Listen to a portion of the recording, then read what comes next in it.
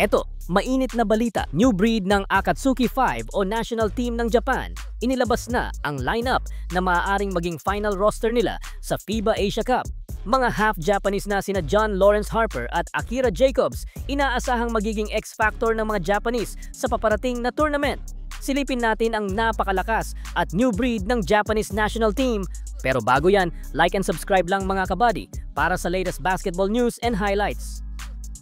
Hindi lang Australia, China at New Zealand ang ating aabangan sa paparating na FIBA Asia Cup dahil isa ang bansang Japan sa mga top favorite para makapasok sa finals o isa sila sa mga top contender para makuha ang kampeonato sa this year's event ng FIBA Men's Basketball. Sa 12-man roster na inilabas ng JBA o Japan Basketball Association, present ang ilan sa mga veteranong players ng Japan na pangungunahan ng kanilang naturalized player at 6'10" agile big man na si Josh Dawkinson na naging malaking bahagi ng Japan lineup sa nakalipas na taon lalo na sa last edition ng FIBA World Cup 2023. Palalakasin pa lalo ang frontcourt ng Japan ng dalawang athletic big man na sina Kano Toyoshige at ang isa sa mga X-factor ng Japan, ang 6'8" Japanese-American at athletic forward na si Akira Jacobs. Nadagdag din sa wings ang 6'8" na si Koja Kawamata na lalong nagpalakas sa lineup ng mga Japanese. Dahil sa naglalakihang lineup ng Japan, isa na sila sa mga may pinakamataas na frontline sa kasaysayan ng FIBA Asia Cup. Isa rin si Jacobs sa mga must-watch player ng FIBA.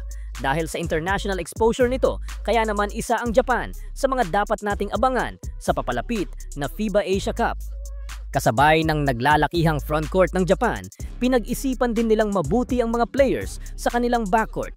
Pangungunahan kasi yan ni veteran at team captain ng Akatsuki 5 na si Yuki Togashi dahil sa absence ni Yuki Kawamura na recently lang ay nakakuha ng two-way contract sa Chicago Bulls matapos ang impressive game nito sa NBA Summer League. Pangungunahan naman ng tinaguriang Japanese Steph Curry na si Keisei Tominaga, naglalaro sa University of Nebraska at isa sa mga bumuhat sa Japan kontra sa Finland last FIBA World Cup kung saan nakuha ng Japan ang kanilang kauna-unahang panalo laban sa isang European team.